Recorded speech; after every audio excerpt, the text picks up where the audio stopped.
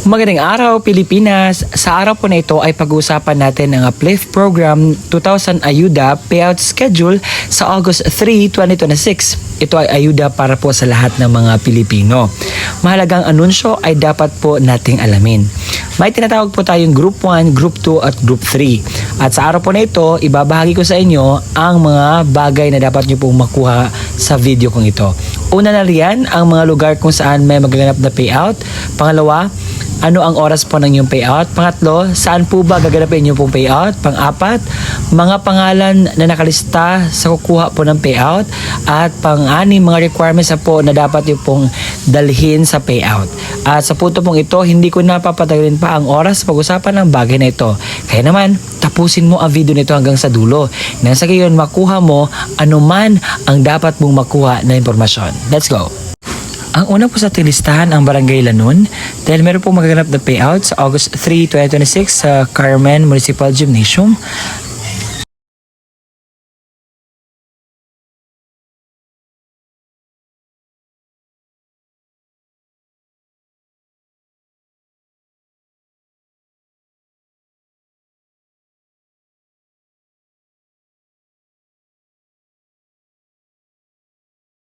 Sa Arayat, Pampanga ay meron pong magaganap na payout sa Uplift Program sa August 3, 2026 sa Brenzy Giao Convention Center sa San Fernando, Pampanga po.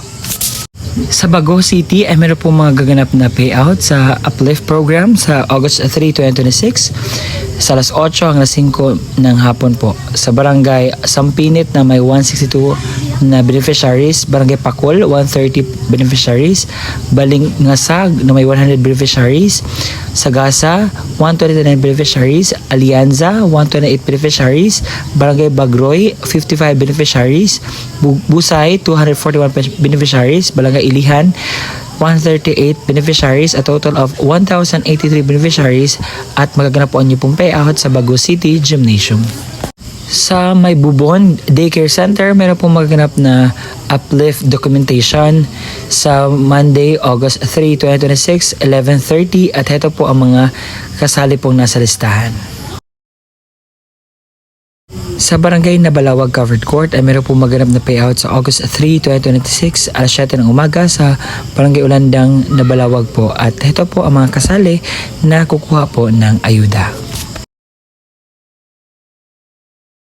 Sa Agusan del Sur ay meron pong maganap na validation at saka payout sa Uplift Program sa August 3, 2026 alas 8 hanggang 3 po ng hapon. At ito po ang mga pangalan sa kasali po sa kukuha ng ayuda sa Santa Cruz na lugar.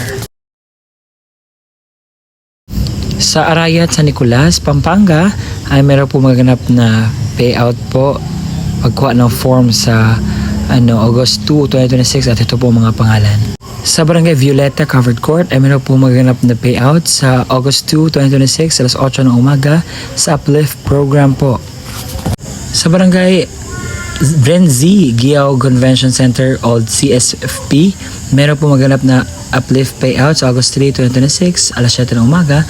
Ito po ang mga kasali.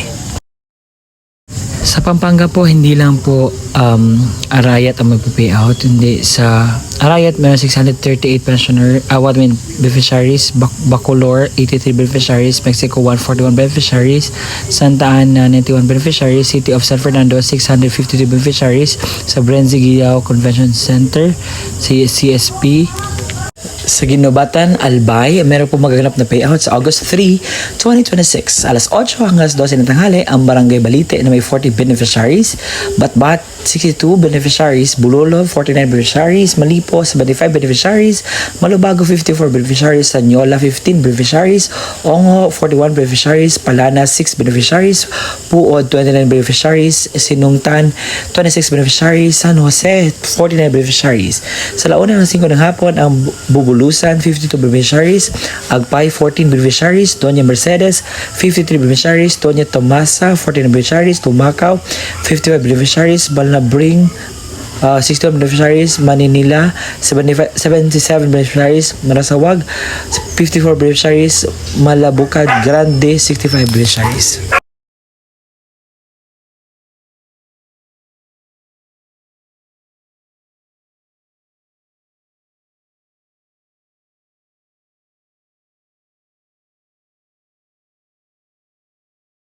Sa probinsya ng Camarines Sur ay meron po magiganap na payout sa uplift program sa August 3, 2026, alauna po ng hapon. At ito po ang mga pangalan sa nakasali po sa kukuha ng ayuda sa araw po na iyan.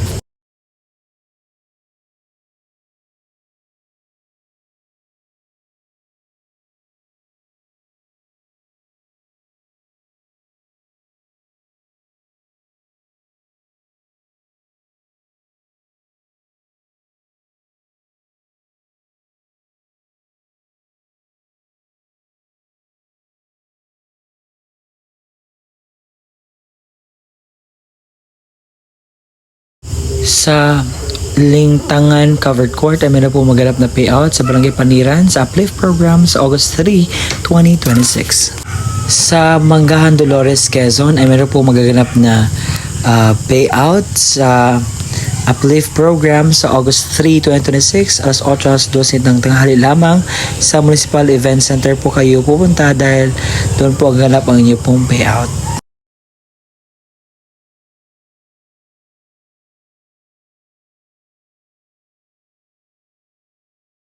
Sa Manawag Arena ay meron po maganap na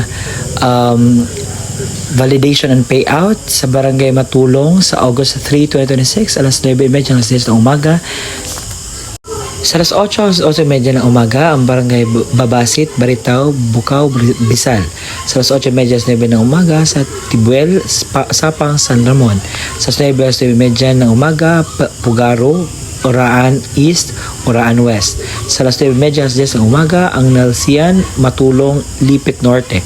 Alas 10 alas 10:30 ng umaga sa Lipit Sur, Lilimaan, Inamutan.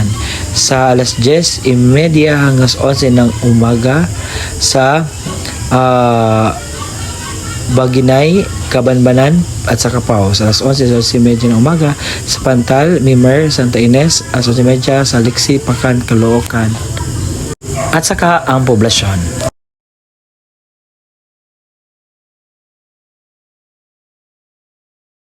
At sa puntong ito, pag-usapan natin ang uplift requirements sa mga primary beneficiaries. Ang una po ninyo dalhin ang national ID or government valid ID. Pangalawa, GCash or e-wallet account. Ipakita ang original at magsumite ng photocopy. Ipakita ang rehistradong account, name at number na napangalan sa beneficiaryo. Ang primary beneficiary o head na dapat na unang mag-claim, siguraduhin ang pangalan at ID ng e-wallet ay tumutugma.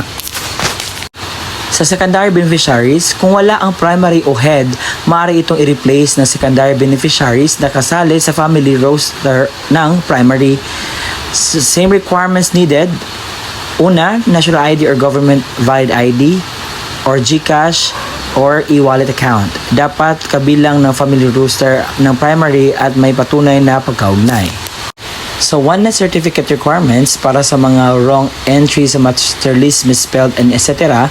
Una, magdala po ng birth certificate ng beneficiary, ipakita ang original at magsumite na photocopy. Pangalawa, proof of relationship, birth ng mga anak o marriage contract na nakapaloob ng rooster. Certificate of live birth or marriage contract, ipakita ang original at magsumite na photocopy.